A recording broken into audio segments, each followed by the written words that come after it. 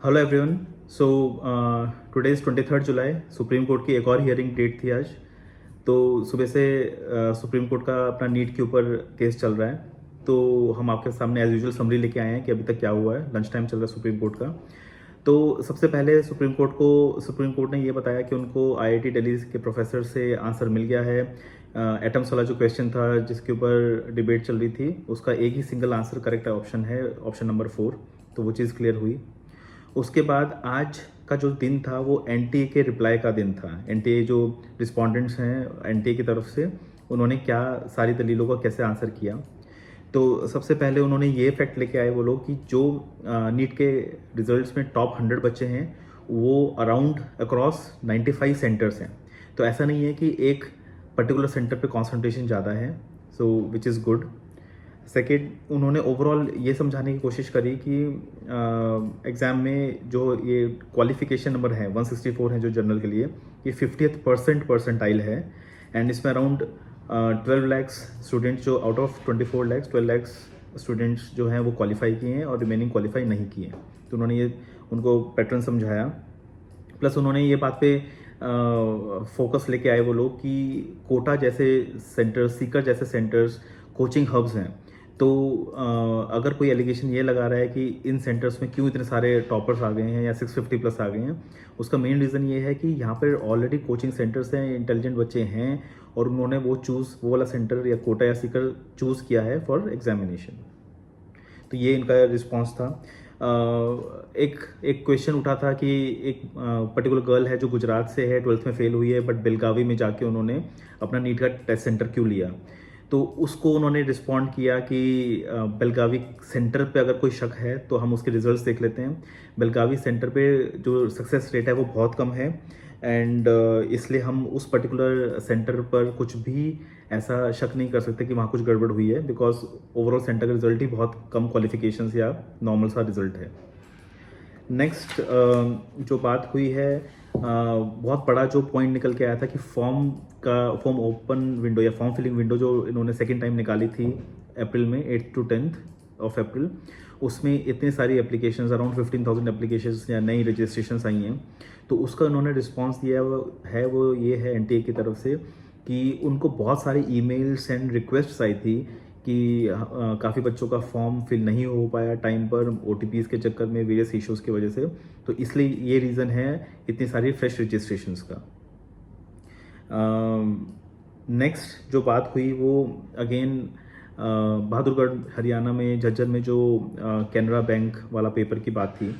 तो उसमें जो फैक्ट लेके आए वो ये लेके आए कि आउट ऑफ 4750 सेंटर्स, पूरे इंडिया में जो 4750 सेंटर्स हैं, उसमें से सिर्फ 12 ऐसे सेंटर्स हैं जहां पर कैनरा बैंक वाला पेपर डिस्ट्रीब्यूट किया गया। आइडियली एसबीआई वाला होना चाहिए था, बट गलती से, ह्यूमन एरर से ओनली 12 सेंटर्स, 0.03% ऑफ सेंटर्स है जहां पर आपका कैनरा बैंक वाला पेपर डिस्ट्रीब्यूट किया गया। एंड 12 में से 8 सेंटर्स ऐसे हैं जहां पर बच्चों को पूरा कैनरा बैंक का पेपर देने दिया। रिमेनिंग 4 जो सेंटर्स थे वहाँ पर बच्चों को बीच में रोक के और एसबीआई वाले पेपर से रिप्लेस किया उनका question paper, but remaining 8 centres में कैनरा बैंक वाला पूरा क्वेश्चन पेपर डिस्ट्रीब्यूट हुआ एंड बच्चों ने वही अटेम्प्ट किया। तो इस पे जो चीफ जस्टिस हैं उनका कुछ क्वेश्चन था कि how we ended up in such situation. Canara bank वाला जाना ही नहीं चाहिए था एंड एसबीआई वाला ही जाना चाहिए था। तो उसमें उन्होंने एनटीए की तरफ से कुछ एक्सप्लेनेशंस दी, थोड़ा सा मिसकैलकुलेशन बोला उन्होंने, बट ये पॉइंट निकल के आया। देन लास्ट के I think half an hour 45 minutes जो मेन मुद्दा था डिस्कशन का वो अराउंड हज़ारीबाग एंड पटना से रिलेटेड था। तो एनटीए की तरफ से आज वो फिजिकल क्वेश्चन बुकलेट लेके आए थे, जो क्वेश्चन बुकलेट बच्चों को सेंटर पे मिलती है। तो उन्होंने वहाँ पे ये कहा कि ये आप देख सकते हैं कैसे सील्ड रहती है, कैसे अगर ये टोन होगी, अगर ये किसी ने फाड़ दी तो ये वापस नहीं चिपक सकती। ये सारे फैक्ट्स वो लेके आए सिक्योरिटी ऑफ क्वेश्चन पेपर के ऊपर कि इतनी इजीली कॉम्प्रोमाइज़ नहीं हो सकता।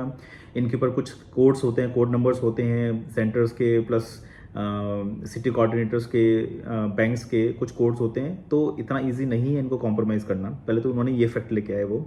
फिर उनके साथ सीबीआई की तरफ से भी लोग थे, उन्होंने जो बात लेके आए हज़ारीबाग की तरफ से वो ये था, ओवरऑल जो वहाँ पर हुआ है वो सुबह 8 o'clock के अराउंड 5th मई को नीट वाले दिन, नीट एग्ज़ाम वाले दिन सुबह 8 o'clock पे जहाँ पर भी ये सारे पेपर्स ट्रंक के अंदर पड़े हुए थे, वहाँ पर कोई सुपरिटेंडेंट्स की हेल्प से, सिटी सेंटर्स की हेल्प से कोई बंदा गया अंदर, वहाँ पर उसने ट्रंक को पीछे से खोला विद यूजिंग वेरियस टूल्स, अंदर से क्वेश्चन पेपर को निकाला, क्वेश्चन पेपर की सील तोड़ी, उसके बाद सारे पेपर, सारे जो पेजेस थे क्वेश्चन पेपर बुकलेट के, सबकी फ़ोटो ली, वापस सील लगाई, वापस उसको ट्रंक में रखा, वहाँ से निकला।